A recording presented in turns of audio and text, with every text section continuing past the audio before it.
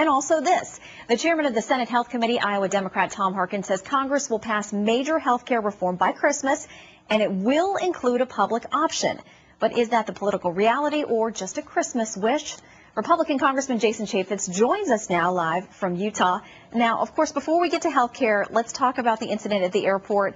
You say you feel vindicated now that the video's out. What happened? Oh, there's some anonymous allegations that I was belligerent and I was acting out of line.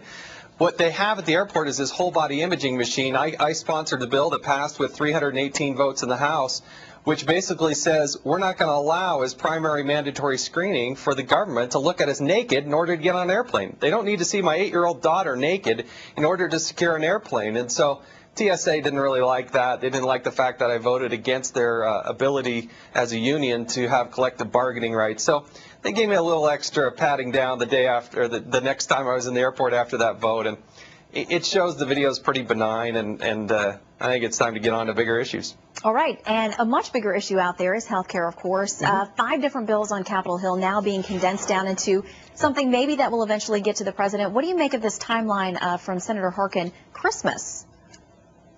Well, you know, the best Christmas present we can give to the American people is that we actually kill these bills. We got to kill them. We got to stick them up on a wall, put a dagger through them, and then flush them because they're just not the right prescription for America. Until we align financial incentives and drive these decisions down to the states, we will not achieve what we need to achieve. Washington, D.C. is not going to have the end-all, be-all solution. These decisions have to be made at the state level, and I think it's so pretentious for the senator or others to think that Washington, D.C. is just going to solve this in what is really not a very bipartisan support. You got to understand, there's bipartisan support on these bills against this health care reform. So we got to get rid of these bills.